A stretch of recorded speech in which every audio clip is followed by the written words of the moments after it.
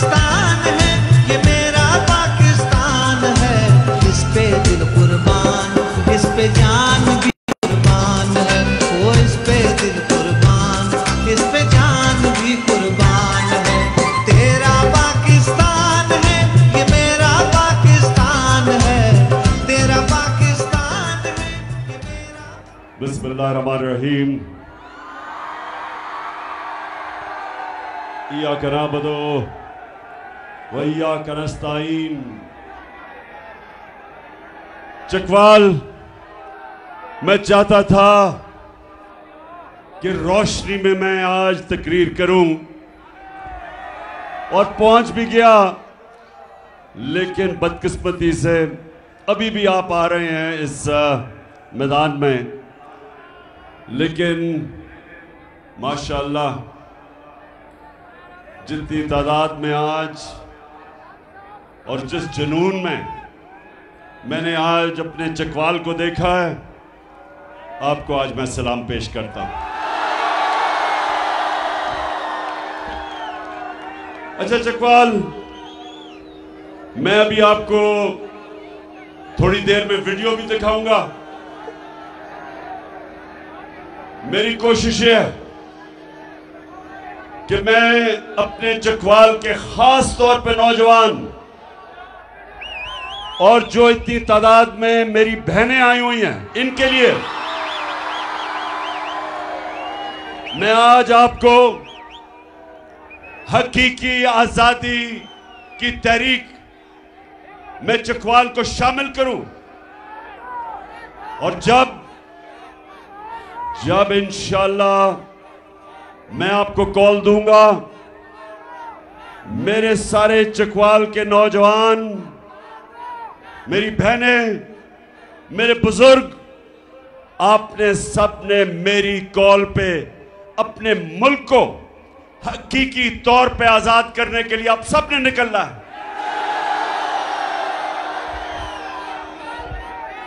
पहले तो मैं आपको खुशखबरी सुनाऊं। कल रात मैंने एक टेलीथॉन किया। सैलाब के जो मुतासरीन हैं उनके लिए पैसे इकट्ठे करने के लिए। यह तीसरा टेलीथॉन था। और चकवाल, आपको हैरत होगी कि 3 टेलीथॉन में मेरी कौम ने 14 अरब रुपया मुझे दिया।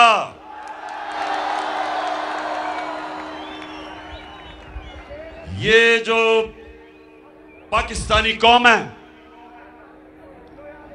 माशाअल्लाह, जब इनको यकीन हो जाए कि इनका पैसा सही जगह खर्च होगा, मैं ये दावा करता हूं कि दुनिया में इनसे ज्यादा खुले दिल के लोग नहीं हैं जो मेरे पाकिस्तानी हैं।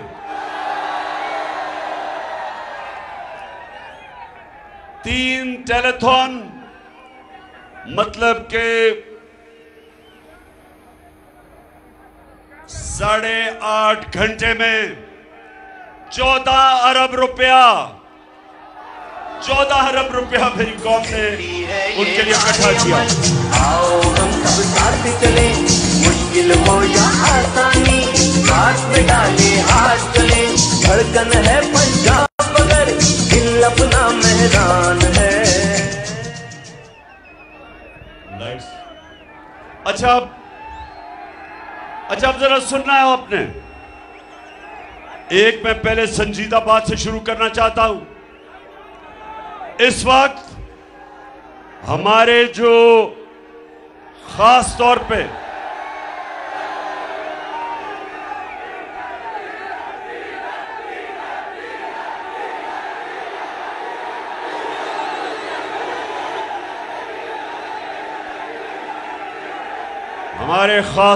पे सिंध में और बलूचिस्तान के कई हिस्सों में ऐसे हमारे पाकिस्तानी हैं जो बहुत मुश्किलों का सामना कर रहे हैं। और खास तौर पे मुझे खौफ है कि सिंध जिधर पानी खड़ा हो गया, उधर लोगों की फसलें तबाह हुई, मकई तबाह हुई, चावल तबाह हुआ। जो उन्होंने अपने घरों में दाने रखे हुए थे, बीज रखे हुए थे, वो बह गए। और खौफ यह है कि क्योंकि पानी खड़ा है तो वो गंदम की फसल भी नहीं लगा सकेंगे। इसलिए ये हमारे पाकिस्तानी बहुत मुश्किल में है। और इनकी सबसे बड़ा जो वजह कि आज पानी खड़ा है कि ये जो हुकूमत है सिंध की, पीपल्स पार्टी की, 14 साल से सिंध में बैठी है। इन्होंने अभी तक जो दरियाए सिंध के साथ राइट बैंक आउटफॉल, जो नहर थी जिसने पानी को लेके जाना था बाहर, जो हमारी हुकूमत थी जब फेडरल गवर्नमेंट, हमने वापडा ने हमारे नीचे 7 तक ये नहर पूरी कर ली, लेकिन 7 से आगे जो सिंध हुकूमत ने लेके जानी थी वो पूरी नहीं हुई, जिसकी वजह से जब बारिश आता है और पानी आता है तो पानी जाता नहीं जब तक ड्रेन नहीं बनती। और वो पैसा बजाय उस नहर के लिए, ये जो सिंध में पीपल्स पार्टी के डाकू बैठे हैं, इन्होंने ये पैसा चोरी करके इनके दुबई में और पाकिस्तान से बाहर इनकी प्रॉपर्टीज, इनके बैंक पे पैसे, और बेचारा आज सिंधी, जो बेचारा गरीब किसान हारी, देखने वाला है उनका हाल क्या। और जब ये हालात थे तो आज बेहिसी देखें, उसकी बेहिसी देखें शहबाज शरीफ की कि वो मुल्क से बाहर दौरे कर रहा है, यूनाइटेड नेशन चला गया है। कौन सा मार का मारना यूनाइटेड नेशंस, जब मुल्क के अंदर इतना बड़ा अजाब आया हुआ है। 3 करोड़ पाकिस्तानी मुतासिर हैं सैलाब से। कौन सा मुल्क का सरबरा मुल्क से बाहर तब जाता है जब इतना बड़ा है मुल्क के ऊपर अल्लाह का इम्तिहान आया हो। और दूसरी तरफ जो 14 साल से पीपल्स पार्टी का चेयरमैन बिलावल भुट्टो, देसी वलैती,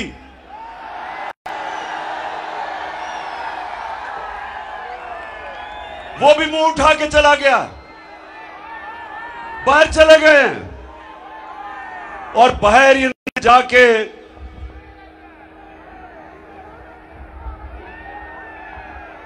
अब बाहर तो चले गए हैं, तो चले, अगर बाहर जाना था तो चलो कोई पाकिस्तान की इज्जत में इजाफा ही कर देते। लेकिन जरा अभी देखें कि रूस में शहबाज शरीफ जब रूस में गया, रूस की प्रेसिडेंट से मिला, गया था समरकंद में, लेकिन रूस के जब सदर से मिला तो जरा ये देखें कि वहां हुआ क्या। Some news from overseas. The Prime Minister of Pakistan met with Vladimir Putin, and it looked like he was really struggling with his translation headphones. Take a look at this.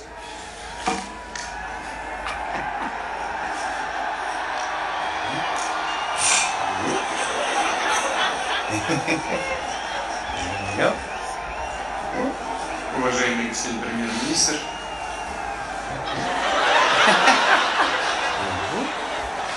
Hold on. Yeah, exactly.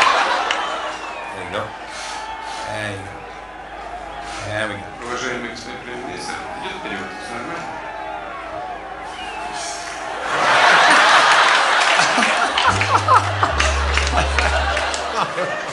That guy is the leader of 220 million people. I just want to let you know. And then he finally got the headset in and his pants fell down. Isn't that unbelievable? So ये क्यों हुआ क्योंकि जब एक आप imported prime minister को लेके आते हैं साजिश के तहत, और जो साजिश करते हैं, जो बाहर से जिन्होंने इसको हमारे ऊपर मुसल्लत किया, उन्होंने इसलिए मुसल्लत नहीं किया कि ये पाकिस्तानियों की खिदमत करेगा, उन्होंने इसलिए किया कि वो उनके सारे हुक्म मानेगा। तो लिहाजा जैसे ही सदर पुतिन को मिला तो ये जो आपने हाल देखा, ये इसकी वजह क्या थी? काम पे टांग रही थी। अच्छा, जरा बड़े भाई साहब को भी देख लो। जब इनका बड़ा भाई मिला प्रेसिडेंट ओबामा को, अमेरिकी प्रेसिडेंट को मिला, जब नवाज शरीफ अमेरिकी प्रेसिडेंट को मिलने गया तो चकवाल के नौजवानों ये जरा देखो, जरा देखें कि उसकी काम पे भी टांग रही थी, जरा देखें। I thank you once again and look forward to welcoming you and Mr. Obama and Mrs. Obama in Pakistan and Kimaya and यानी कि अमेरिकी प्रेसिडेंट के सामने इतना घबराया हुआ था, इतना खौफजदा था कि उसका शुक्रिया अदा भी पढ़ के करना पड़ा कि गलती ना हो जाए, कि फेंटा ना पड़ जाए, कि हेडमास्टर ना नाराज हो जाए। अच्छा, अब जरा एक और देख लें। ये वैसे मैं अपनी कौम को बार बार दिखाता हूं। वो कहते हैं ना, चकवाल, वो कहते हैं क्योंकि चकवाल से माशाल्लाह ये गाजियों और शहीदों की धरती है, खुददार लोगों की धरती है। तो वो कहते हैं कि 100 शेरों की फौज जिसका सरदार गीदड़ हो,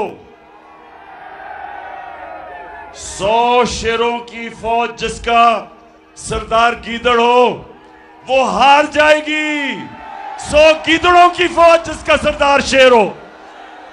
अब जरा ये देखें कि हमारा ये इंपोर्टेड प्राइम मिनिस्टर क्या कहता है। मैं सऊदी अरब से होके आया हूँ, मैं यूएई के होके, अभी मैं तुर्की होके आया हूँ, और मैंने उन भाइयों को कहा कि आप हमारे बड़े अजीम भाई हैं, हमेशा आपने हमारी मदद की। और मैंने यही कहा, जब मैं आया हूँ तो आप समझेंगे शायद ये मांगने आया, मैं मांगने नहीं आया, लेकिन मजबूरी है। जिस तरह माजी में 75 साल में आपने हमारा हाथ बटाया है, कुछ अर्सा आप हाथ बटा। मैंने कहा मैं शहबाज शरीफ बजाय लोगों से मांगने के लिए, बजाय लोगों के सामने, मुल्कों के सामने हाथ फैलाने के लिए, बजाय इसके जो आपने, आपके बड़े भाई ने, आपके खानदान ने, आपके टब्बर ने, और जो जरदारी और उसके टब्बर ने जो 30 साल से इस मुल्क का पैसा चोरी करके मुल्क के बाहर ले गए हो, अगर आधा भी पैसा वापस ले आओ तो ये मांगने की जरूरत ना पड़े, हमें जलील ना करवाओ ऐसे कि मैं जी उधर मांगने गया तो मैं उधर मांगने गया। आधा भी पैसा ले आओ, मांगने की जरूरत ना पड़े। तो मैं अभी यूनाइटेड नेशंस का सेक्रेटरी जनरल आया हुआ था, जरा ये भी सुन ले। मैं इसलिए आपको ये चीजें बता रहा हूं, हमारे मुल्क की बदकिस्मती क्या हुई। कायदे आजम, हमारे बड़े लीडर, अजीम लीडर, और हमारी मुल्क की बदकिस्मती कि वो ज्यादा देर जिंदा नहीं रहे। मुल्क बनने के बाद वो ऊपर चले गए, अल्लाह को प्यारे हो गए। उसके बाद बड़े मेरे इख्तिलाफ भी होंगे जुल्फिकार अली भुट्टो से, लेकिन वो भी एक खुददार लीडर था। उसको साजिश करके तब भी मुल्क के अंदर जो मीर जाफर बैठे थे उनको, उसको गिराया और उसको फांसी चढ़ाई। वो भी आजादी की बात करता था। और उसके बाद ये जो इंपोर्टेड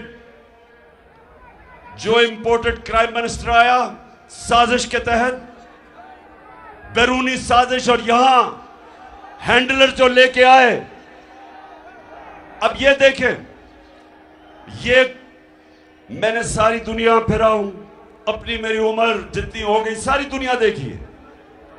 मैंने कभी किसी प्राइम मिनिस्टर को ये बातें नहीं करते देखा जो इसने यूनाइटेड नेशंस का जो सेक्रेटरी जनरल अभी आया हुआ था एंटोनियो गुटेरेस, उससे पैसे मांग रहा था, उसे पैसे मांग रहा था। जरा ये सुने वो क्या कहता है। General Secretary, and I assure you, whatever support we get from your institution and through your institution, I give you my word of honor, along with all these ladies and gentlemen sitting on this table, ministers, general officers, government officials, ladies and gentlemen, that every penny we get from you or from wherever, we will spend it most transparently and in the interest of the suffering humanity. Thank you. एक minute, अब मैं उर्दू में तर्जमा कर रहा हूं इसका। चकवाल, ये उर्दू में तर्जमा सुनो। वो ये कह रहा है कि सेक्रेटरी जनरल साहिब, आप जो भी हमें पैसा देंगे या आप जो भी दुनिया से हमें पैसा इकट्ठा करके देंगे, मैं आपको यकीन दिलाता हूं कि वो हम पैसा चोरी नहीं करेंगे, दयानतदारी से खर्च करेंगे लोगों पे। अब शहबाज शरीफ, तुम इस मुल्क में तो ड्रामे करते रहे, शोबाजियां करते रहे, इश्तिहारों के अंदर तरक्की भी तुम्हारी होती रही, अरबों रुपया कौम ने खर्च किया, कौम का पैसा, टैक्स का पैसा आपने खर्च किया अपने इश्तिहारों में कि पंजाब स्पीड और जो भी आपने ड्रामे किए। अब आपका ख्याल है कि वो सेक्रेटरी जनरल को आप जब कह रहे थे कि सर हम आपका पैसा चोरी नहीं करेंगे, ठीक खर्च करेंगे, आपको ये नहीं पता कि यूनाइटेड नेशंस के सेक्रेटरी जनरल, उसने पूरी एक टीम बिठाई हुई है, जिस टीम का मकसद क्या है कि वो पता चलाए कि गरीब मुल्क गरीब क्यों हो रहे हैं और अमीर मुल्क अमीर क्यों हो रहे हैं। इसको कहते, एक पैनल मायशत के एक्सपर्ट्स, माहिरीन को बिठा के उन्होंने ये रिसर्च करवाई कि अमीर मुल्क अमीर क्यों हो रहे हैं और गरीब मुल्क गरीब क्यों हो रहे हैं। उस पैनल ने क्या 2 साल की रिसर्च के बाद किस नतीजे पे आए? उन्होंने कहा कि अमीर और गरीब मुल्क में फासले एक वजह से बढ़ रहे हैं कि गरीब मुल्कों के प्राइम मिनिस्टर वो क्या करते हैं कि वो मुल्क का पैसा चोरी करके, जिसको मनी लॉन्ड्रिंग कहते हैं, और वो मुल्क से बाहर ले जाते हैं और बड़े बड़े लंदन में बड़े बड़े महल खरीद लेते हैं और ऑफशोर अकाउंट्स में पैसा रख देते हैं। तो जब गरीब मुल्कों के अपने बड़े बड़े ओहदेदार उसी मुल्क का जब पैसा चोरी करके बाहर लेके जाते हैं, मुल्कों का दिवालिया निकल जाता है। वो सेक्रेटरी जनरल को खुद पता है इस चीज का कि 60% चकवाल 60% जो पाकिस्तान के वजीर बनाए हुए हैं वो जमानत पे हैं, उनके करप्शन के केसेस हैं, वो जमानत पे बैठे हुए हैं। तो वो किस मुंह से तुम्हें पैसे देगा? कभी चोरों को भी कोई पैसा देता है? उसको पता है कि तुम्हें और तुम्हारे बेटे को सजा होने वाली थी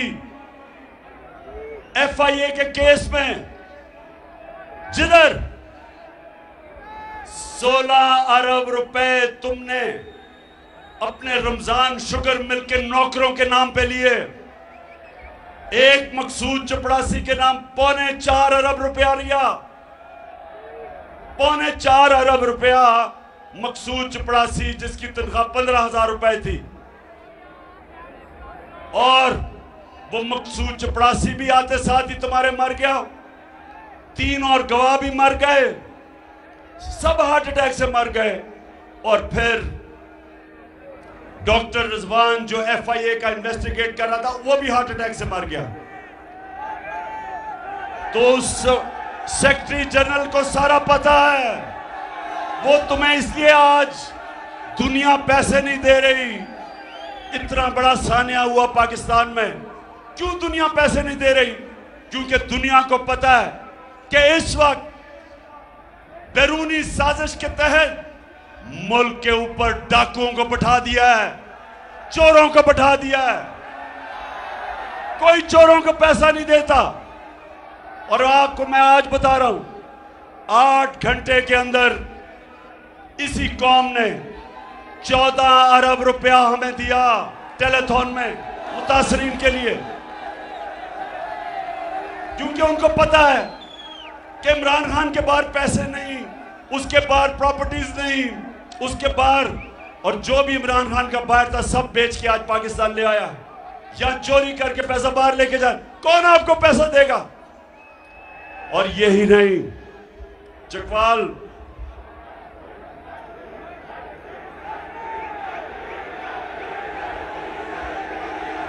क्या समझ नहीं आई? समझ नहीं आई? अच्छा चकवाल, तुम तैयार हो ना सारे? मैंने तुम्हें कॉल देनी है। आपने मेरे साथ इन चोरों को शिकस्त देने के लिए निकलना है।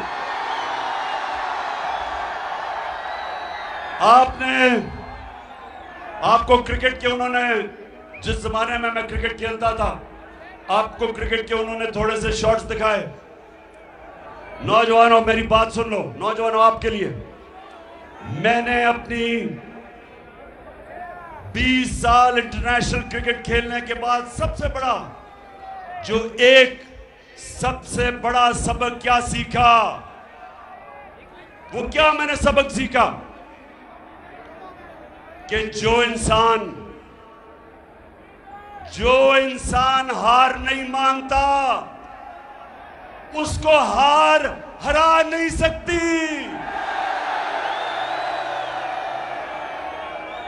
हारता इंसान तब है जब वो हार मान जाता है। और इमरान खान ने जिंदगी में कभी हार नहीं मानी। इन्होंने जब मुझे बैरूनी साजिश के तहत मेरी जब गवर्नमेंट गिराई, तो ये समझे कि इमरान खान चुप करके बैठ जाएगा, कहेगा जी अच्छा अगली इलेक्शन की इंतजार करूंगा। इनको ये पता होना चाहिए था कि इमरान खान अपने पैर पे खड़ा होके इस मुल्क की, अगर इस मुल्क की क़यादत पे पहुंचा था तो अपने पैर पे खड़ा होके पहुंचा था। वो किसी एस्टेब्लिशमेंट की नर्सरी के अंदर नहीं पाला गया था। वो नवाज शरीफ की तरह जनरल जनानी के घर पे सरिया लगाते लगाते नहीं चीफ मिनिस्टर और प्राइम मिनिस्टर बना था। 22 साल मेहनत की। थोड़े से लोग थे मेरे साथ, मैं याद है पहली दफा 26 साल पहले चकवाल आया, थोड़े से लोग थे, थोड़े 10, 15, 20, 50 लोग से शुरू किया। अपनी इस मुल्क में लोगों के पास घर घर गया, सारे मुल्क में फिरा, अपनी कौम को समझाने की कोशिश की कि मेरे नबी सल्लल्लाहु अलैहि वसल्लम ने जब मदीना की रियासत बनाई तो उसकी बुनियाद रखी अदल और इंसाफ पे। इसलिए मैंने अपनी जमात का नाम रखा इंसाफ की तहरीक, क्योंकि कोई माशरा इंसाफ के बगैर ऊपर नहीं आ सकता। इसलिए हजरत अली रज़ियल्लाहु ताला ने कहा था कि कुफर का निजाम चल जाएगा, लेकिन जुल्म का निजाम नहीं चल सकता, नाइंसाफी का निजाम नहीं चल सकता।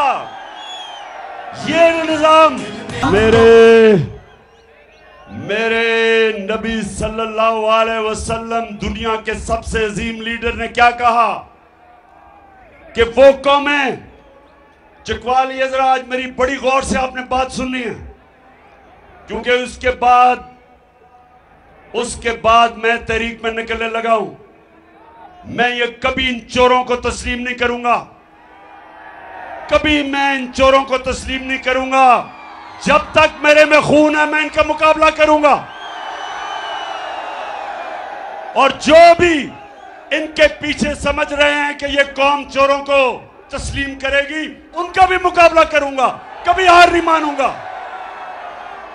मेरे नबी सल्लल्लाहु अलैहि वसल्लम ने कहा था, चकवाल नौजवानों, ये आपके लिए खास तौर पे मेरा काम है आपकी तरबियत करना।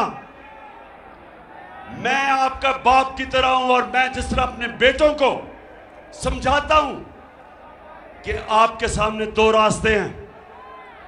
जब आप नमाज पढ़ते हैं तो सिर्फ अल्लाह से आप मांगते हैं, वो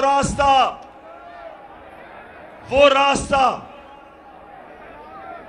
जिस पे अल्लाह ने लोगों पे नेमतें बख्शी, आप अल्लाह से कहते हैं वो रास्ता नहीं जो तबाही का रास्ता है। आप सबके सामने दो रास्ते हैं। एक रास्ता है कि इन चोरों की हम गुलामी करें, यह तबाही का रास्ता है। दूसरा रास्ता है कि हम अपने नबी सल्लल्लाहु अलैहि वसल्लम की सुन्नत के ऊपर चलते हुए राय हक पे खड़े हों। अमर बिल मारूफ जो कुरान में अल्लाह में हुक्म देता है कि अच्छाई के साथ खड़े हो और बुराई के खिलाफ जहाद लड़ो। अगर आपके कैबिनेट 60% लोग चोरी के ऊपर जमानत पे हो, आसिफ जरदारी जैसा डाकू, मुल्क का बड़ा डाकू,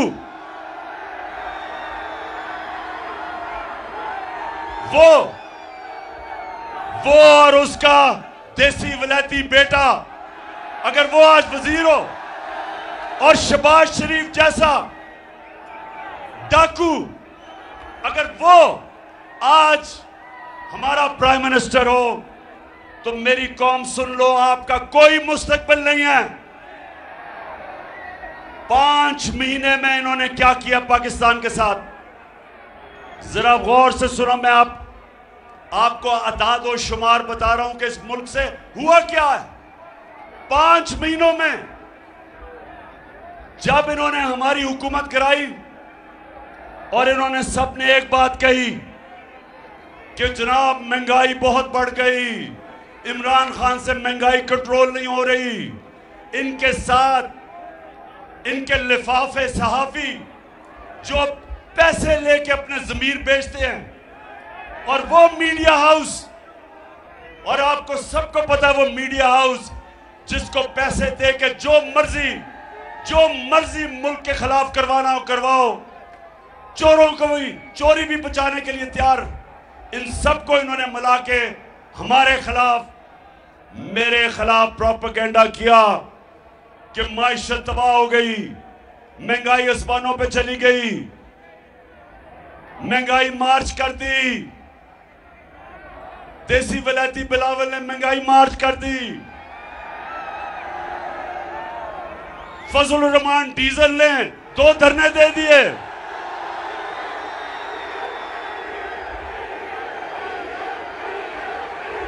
दो दफा मिस्टर डीजल इस्लामाबाद आ गए गवर्नमेंट कराने के लिए।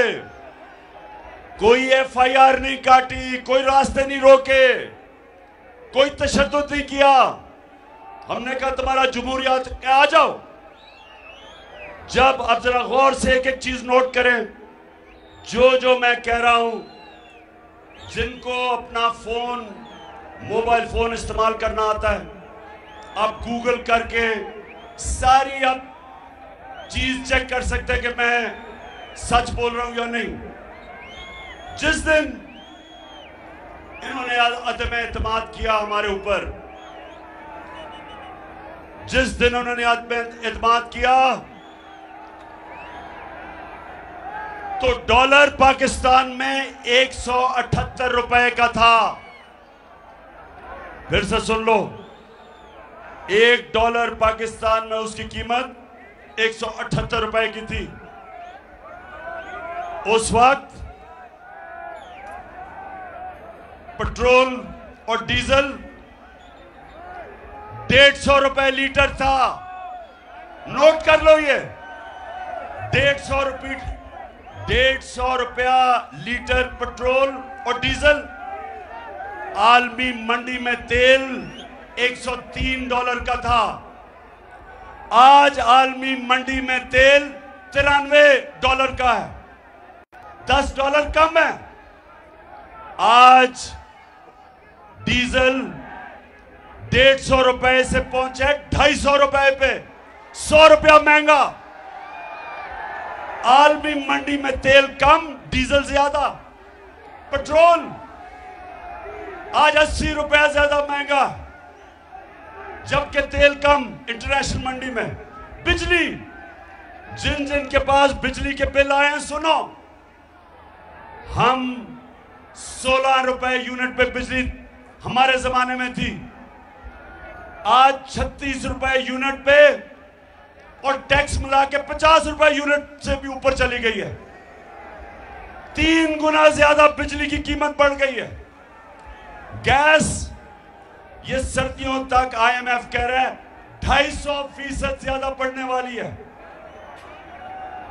महंगाई, आटा 55 रुपए किलो था, आज 100 रुपए किलो से ऊपर चला गया और कई जगह मिल ही नहीं रहा। चावल, मैं ख्वातीन बैठी है, इनको सब पता ही है मैं क्या कह रहा हूं। चावल क्या 100 रुपए से 220 रुपए पे।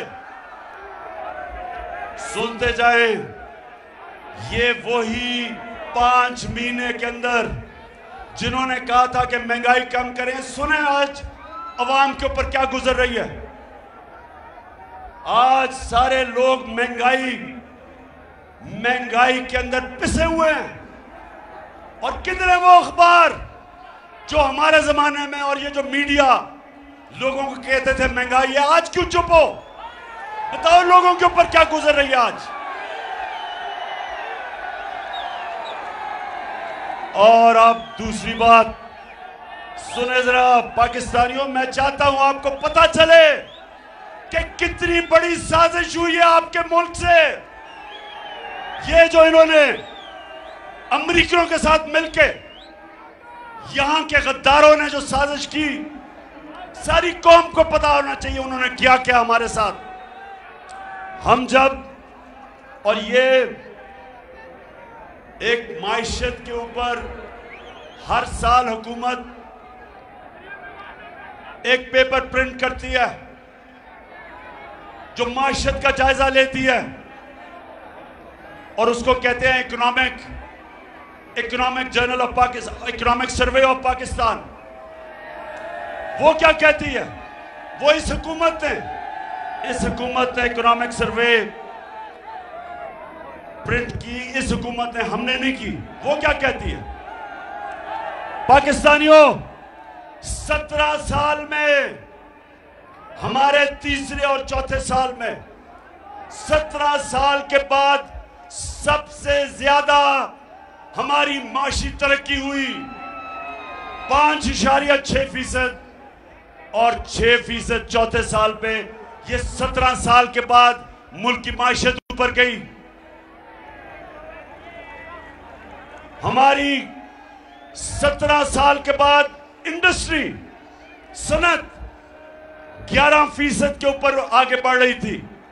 हमारे किसानों के पास, कभी किसानों के पास इतना पैसा नहीं आया जो हमारे आखिरी 2 साल में आया। 4 बड़ी फसलों की रिकॉर्ड पैदावार थी, 4 बड़ी फसलों की रिकॉर्ड पैदावार थी।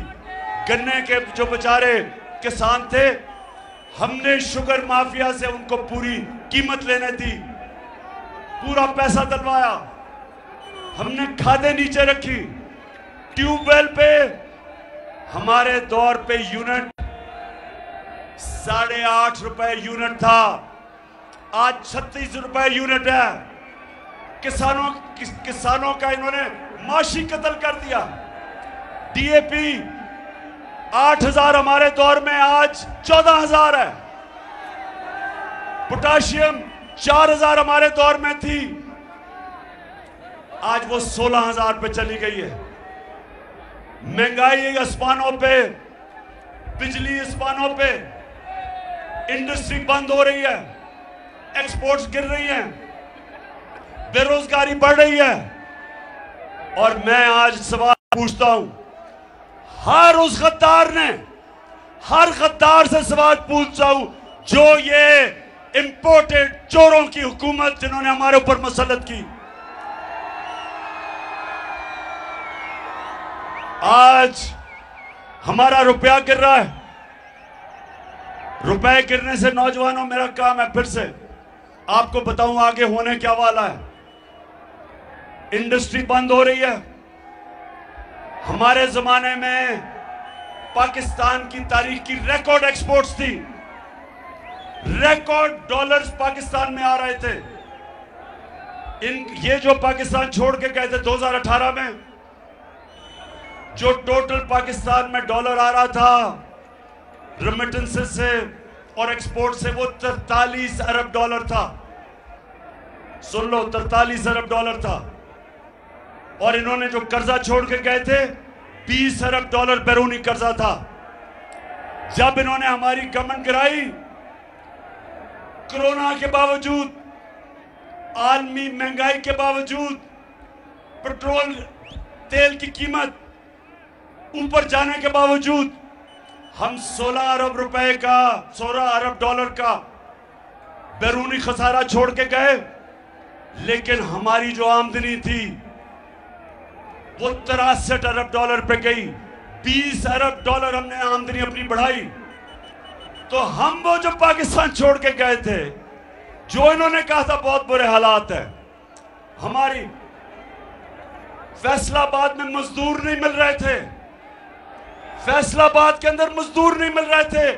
हमारी टेक्सटाइल इंडस्ट्री जो आज 20% बंद हो चुकी है, मोटरों की और मोबाइल फोन की 50% बंद हो चुकी है। तो मैं आज पूछता हूं हर उस गद्दार से कि जिन्होंने पाकिस्तान से ये जुल्म किया है, ये कौम भी ना आपको माफ नहीं करेगी और अल्लाह भी आपको माफ नहीं करेगा। जो गरीब की तकलीफ है आज, जो आज महंगाई में हमारी अवाम पिस रही है, जो गरीब की तकलीफ है, कोई माफ नहीं करेगा। और मैं अब एक और चीज के ऊपर, चकवाल सुन लो जरा, ये मैं अब अपनी तकरीर की खत्म करने पे जा रहा हूं, लेकिन बड़ी जरूरी आपसे बात करनी है पहले, और वो ये कि मैंने कहा, चकवाल सुनो जरा, मैंने कहा कि जो आर्मी चीफ है उसको मेरिट के ऊपर सिलेक्शन होना चाहिए। मैं समझता हूं कि वो कौम, जिस कौम में मेरिट होती है, वो हमेशा आगे निकल जाती है उन कौमों से जिधर मेरिट नहीं होती। एक क्रिकेट टीम जो मेरिट पे सिलेक्ट होती है, वो हरा देगी उस टीम को जो उसकी, जिस मुल्क की आबादी ज्यादा भी हो, लेकिन जिधर सिफारिशी आ जाते हैं। तो मैंने जब ये कहा कि आर्मी चीफ को मेरिट पे सिलेक्ट करना चाहिए, और मैंने कहा कि ना जरदारी और नवाज शरीफ ये कभी मेरिट पे सिलेक्ट नहीं किसी को कर सकते, क्योंकि इनके ज़हन में इनको मेरिट का मतलब ही नहीं पता। जो दो उनको अपने खानदान के अलावा कोई नजर ही नहीं आता। अब मुझे यह बताएं, पीपल्स पार्टी अगर जरदारी अपने देसी विलायती बच्चे को पार्टी का चेयरमैन बना देगा, जो अभी तक उर्दू भी नहीं सही बोल सकता, बारिश है, पानी आता है, 14 साल हो गए, उसका क्या मुकाबला है? इत्तेजाज आसन जैसे दानिश्वर, एक पुराना मंजा हुआ पॉलिटिशियन, बिलावल का क्या मुकाबला उससे? अगर मेरिट होती तो ना जरदारी ना बिलावल पीपल्स पार्टी का चेयरमैन होते, इत्तेजाज आसन होता। और अगर दूसरी तरफ मेरिट होती तो नवाज शरीफ की, ना शहबाज शरीफ का बेटा हमजा, जिसको कुकड़ी भी कहते हैं,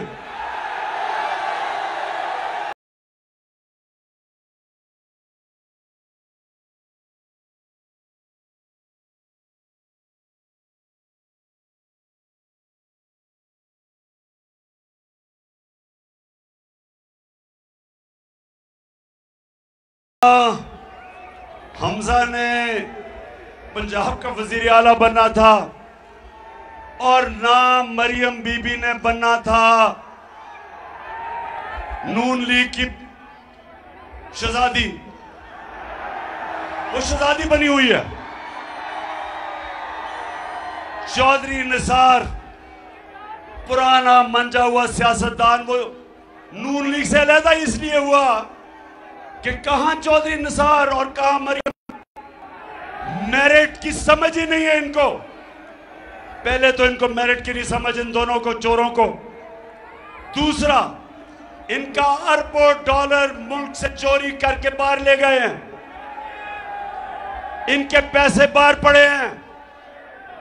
इनके बड़े बड़े जो महलात हैं, इनके जो ऑफशोर अकाउंट्स में पैसे, हसन शरीफ घर में ठहरा है, एक रसीद नहीं बता सकते कि पैसा किधर से आया, क्योंकि पाकिस्तानियों आपका चोरी किया हुआ पैसा बाहर गया।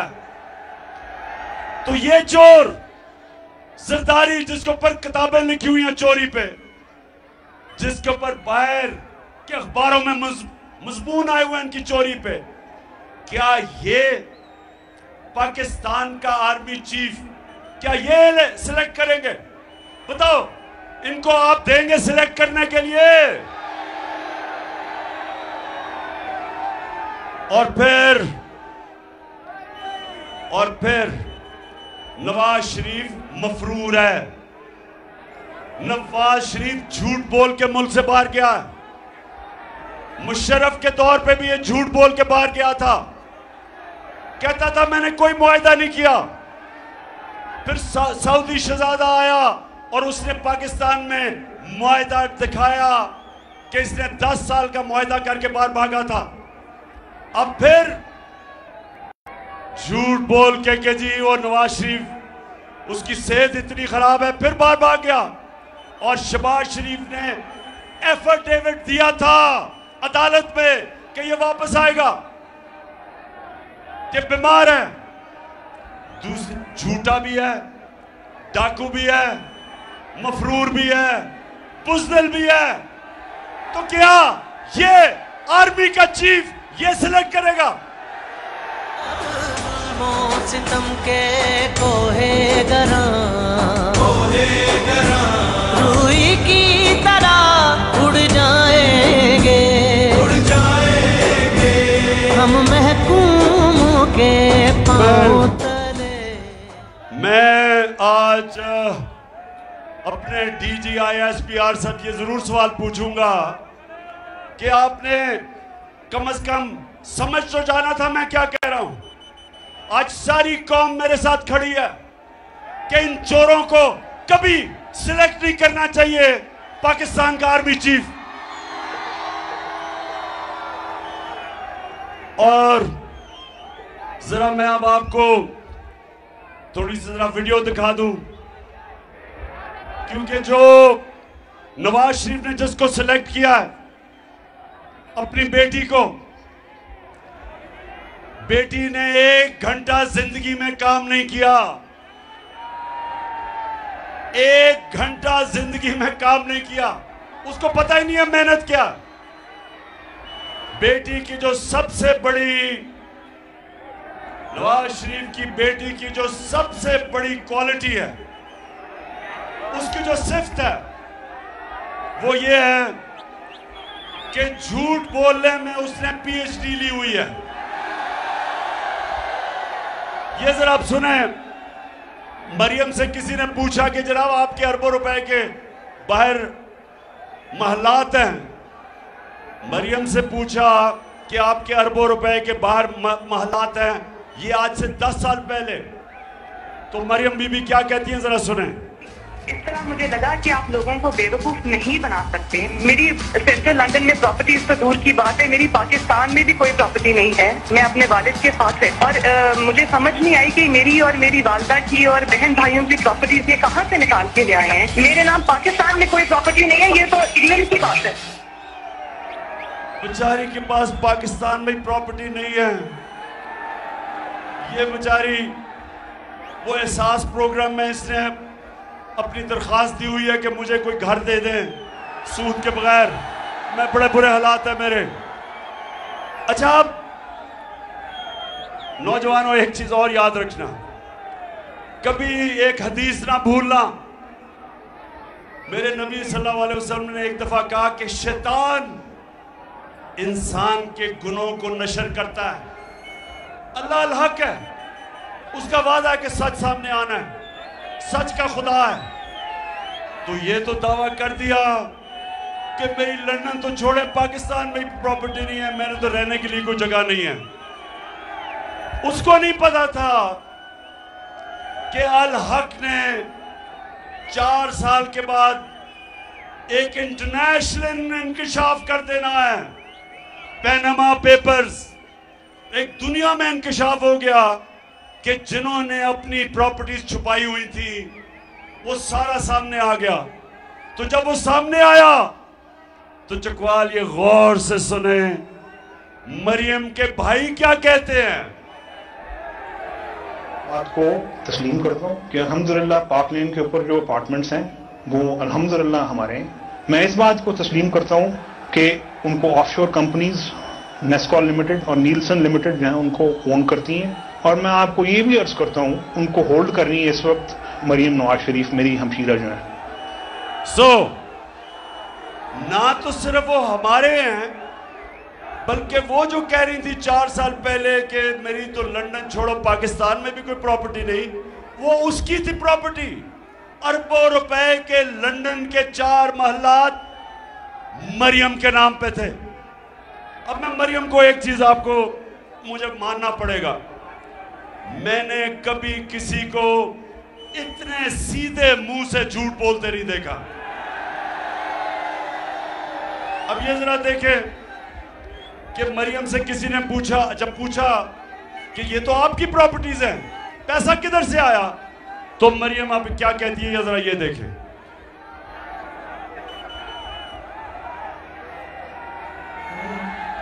वो एक अरबपति दादा के होते हैं, उस अरबपति दादा के पोते हैं जो 1960s और 70s में पाकिस्तान का अमीर तरीन इंसान था। सुन लिया, उसने कहा कि अब बाप का तो कह नहीं सकती थी कि बाप के पैसे से खरीदे हैं, क्योंकि बाप ने तो अपनी इनकम टैक्स में बताया नहीं था कि पैसे हैं उसके पास। तो उसने क्या कहा, उसने कहा मेरे दादा थे, क्योंकि दादा दुनिया में नहीं थे तो किसी ने पूछना ही नहीं था। तो बड़े सीधे, आपने वैसे शक्ल देखी, ऐसे सीधे मुंह से उसने कहा कि मेरा दादा अरबोपति था। अच्छा, अब जरा ये देखें, अब मरियम का दादा शहबाज शरीफ का वालिद था, मरियम का दादा शहबाज शरीफ का भी वालिद था। अब शहबाज शरीफ अपने बाप के मतलब क्या कहता है, खानदान मेरे खानदान को 22 खानदानों में शुमार नहीं होता था। मुझे इसके ऊपर बाइस से फख्र है कि मेरे वालिद का ताल्लुक एक गरीब किसान के घराने से था, हिंदुस्तान से। वो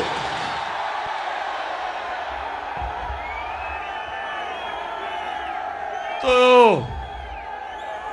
मेरी बहनें आप देख रही हैं, बहनें देख रही हैं कि एक इतना बड़ा झूठ बोलो लेकिन एक लाइन भी टस से मस ना हो। ऐसे सीधे मुंह से झूठ मैंने कभी किसी को बोलते नहीं देखा। ट्रिपल PhD है वैसे झूठ बोलने की वो। अच्छा, अब मैं आखिर में चकवाल, पहले तो मैं आपके जज्बे और जुनून को खास तौर पे आज खराज तहसीन पेश करता हूं। माशाल्लाह आपका शऊर, एक एक चीज आप समझ गए। मैंने आपको ये बताने की कोशिश की कि देखिए जो मुल्क ऊपर जाते हैं, ये प्लीज ये बात सुन लें। एक वो आपके सामने पाकिस्तानी खड़ा है, सारी दुनिया देखी है जिसने। मैं आपको आज बताऊं कि वो मुल्क जो तरक्की करते हैं, वो मुल्क मेरे नबी सल्लल्लाहु अलैहि वसल्लम ने जो मदीना के अंदर असूल बनाए थे, उन उसूलों पे वो खड़े होते हैं।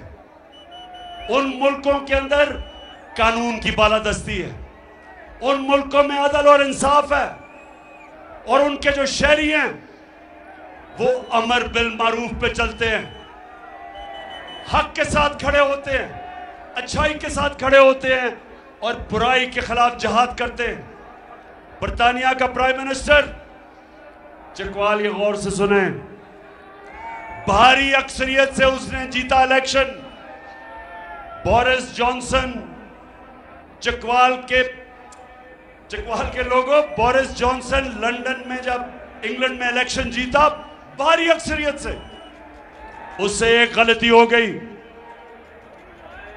जब कोरोना के दौर पे उन्होंने कहा कि लोगों को फासले रखने हैं, लोगों को जमा नहीं होना, उससे गलती ये हो गई कि अपने ऑफिस के बाहर एक दिन उसने अपने ऑफिस के लोग जमा कर लिए। पाकिस्तान में ये अखबार में भी खबर ना आती। लोगों ने सवाल पूछा कि आप लोगों को कह रहे हैं कि फासले रखो, सोशल डिस्टेंसिंग करो, लेकिन आपने अपने ऑफिस के लोगों से क्यों इकट्ठा करके मुलाकात की जब लोगों को आप कह रहे हैं कि फासले रखो? मेरे पाकिस्तानियों, इस चीज के ऊपर उसको रिजाइन करना पड़ा। इस चीज में या 16 अरब रुपए का डाका मारा है और उसको वजीर आजम बना दिया, उसके बेटे को बना दिया। एक बेटा मफरूर उसका बाहर भागा हुआ है, नवाज शरीफ के 2 बेटे बाहर भागे हुए हैं, और आज हम तस्वीर देख रहे हैं कि शहबाज शरीफ नवाज शरीफ को मिलके तय कर रहा है कि पाकिस्तान का आर्मी चीफ कौन होना चाहिए। इससे ज्यादा चकवाल, इससे ज्यादा इस हमारे मुल्क की क्या तौहीन हो सकती है कि ये चोर फैसले करें इस मुल्क के ऊपर? क्या मुस्तकबिल हो सकता है? आपका क्या मुस्तकबिल हो सकता है कि चोर ऊपर बैठ जाए? एक फैक्ट्री के ऊपर आप चोर बैठा दें, फैक्ट्री बंद हो जाएगी। मुल्क किस तरह चल सकता है? और ये जो लोग समझते हैं कि हम चुप करके या डराने धमकाने से हम चल जाएंगे और हम इनको कबूल कर लेंगे। मीडिया के ऊपर, मीडिया पे पाबंदियां, जो इमरान खान को मीडिया दिखाता है उसको बंद करते हैं, जो सहाफी हमारी राय देखता है या हमारे प्रो होता है उसको बंद करते हैं। इमरान रियाज जैसे आदमी को जेल में डाला, अशरफ शरीफ जैसे एक गैरतमंद, एक मुहिब्बत पाकिस्तानी को मुल्क से बाहर भगा दिया, साबिर शाकिर को बाहर भगा दिया। एयाज अमीर, आपके चकवाल का एयाज अमीर, उसको इन्होंने जलील करने की कोशिश की। समी इब्राहिम, सिर्फ उनका कसूर यह था कि वो उनमें जुर्रत थी राय हक पे चलने के लिए। डराना शहबाज गिल से जो इन्होंने किया, नंगा करके उसको मारा, जेल में बंद करके तशद्दुद किया, और मेरे ऊपर दहशतगर्दी का मुकदमा बना दिया, सिर्फ इसलिए कि मैं कह रहा हूं कि जिन लोगों ने, जो भी जिम्मेदार थे, शहबाज शरीफ को जब तशद्दुद किया गया, कस्टोडियल टॉर्चर की गई, उसके ऊपर हम कानूनी कार्रवाई करेंगे। मेरे ऊपर दहशतगर्दी का पर्चा बना दिया। जो सारे सुन ले हो, आज मेरी आज गौर से बात सुन लो। मैं अगर इन हरबों से अगर आपका ख्याल है कि मैं पीछे हट जाऊंगा, जो लोग मुझे 50 साल से जानते हैं, जो मुझे जानते हैं, उनको ये पता है कि जितना ये करोगे उतना और जोर से मैं आपका मुकाबला करूंगा। फिर से तू अड़ जा, फिर से तू डट जा, फिर से वो बल्ला घुमा।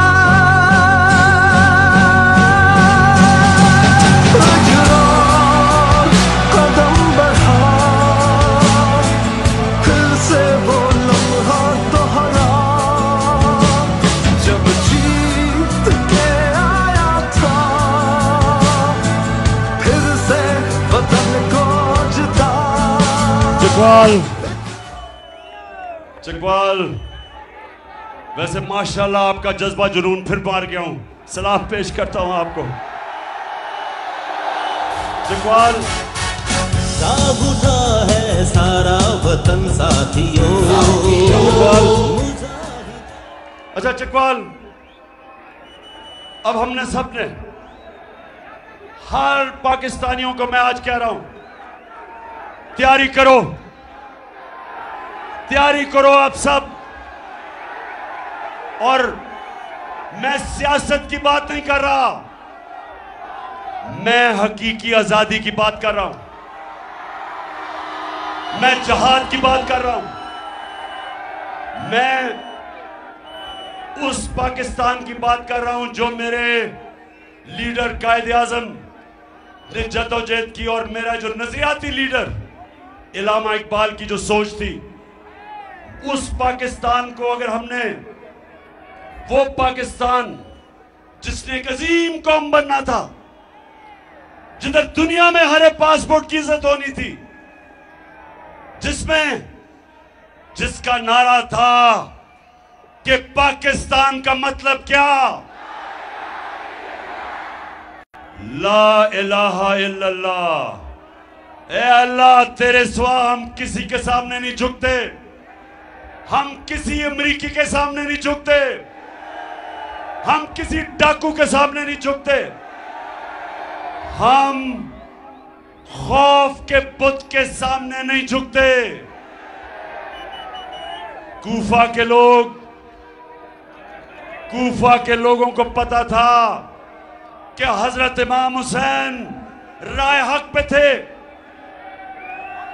कूफा के लोग जानते थे, लेकिन यजीद के खौफ की वजह से निकले नहीं। और इस्लाम की तारीख का सबसे बुरा सानिया हुआ, सबसे तकलीफदेह वाक़या हुआ, क्योंकि लोग डर गए, खौफजदा हो गए, ला इलाहा इल्लल्लाह को भूल गए। बजाय अल्लाह कि तेरे सिवा हम किसी के सामने नहीं झुकते, खौफ के बुत के सामने झुक गए और जुल्म हुआ। इस्लाम की तारीख का सबसे बड़ा सानिया हुआ। मैं आज अब पाकिस्तानियों को कह रहा हूं कि तोड़ दो ये खौफ के बुत को तोड़ दो।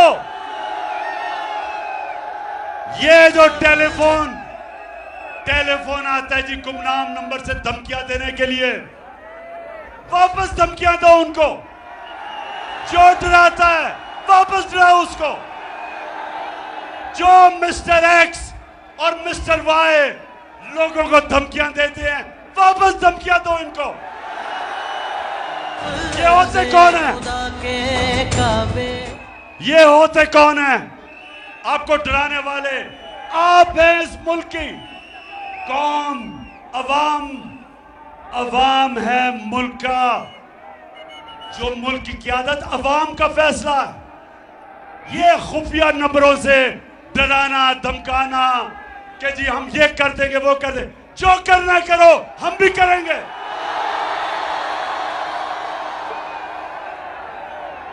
मैं आज अपनी सारी कौम को कह रहा हूं, तैयार हो जाओ। हमने तमाशा देख लिया काफी। ये चोरों को जो दुनिया में जाके हमें जलील करते हैं, दुनिया में मजाक उड़ा है, बाहर मजाहिया प्रोग्राम हुए हैं कि वो जो प्रेसिडेंट पुतिन के सामने बैठ के कैंपेन जिसकी टांग रही थी, सारी जगह में जलील करते हैं। हमने पाकिस्तानी कौम फैसला कर लो कि जो भी हो जाए, हमने अपने मुल्क को हकीकी तौर पे आजाद करना है। तो चकवाल, मेरी कॉल के लिए तैयार हो? मेरी बहनें, आप भी तैयार हो? हमारी पाकिस्तान की ख्वातीन भी आज इस हकीकी आजादी की जंग में पूरी तरह शिरकत करेंगी। मेरे नौजवान, आपने तो खैर सबसे ज्यादा तैयार होना है, लेकिन हर पाकिस्तानी को मैं आज कह रहा हूं, आपका कप्तान जब तक उसके अंदर, जब तक मैं जिंदा हूं, मैं इंशाल्लाह इनका मुकाबला भी करूंगा और इनको शिकस्त भी दूंगा। पाकिस्तान जिंदाबाद।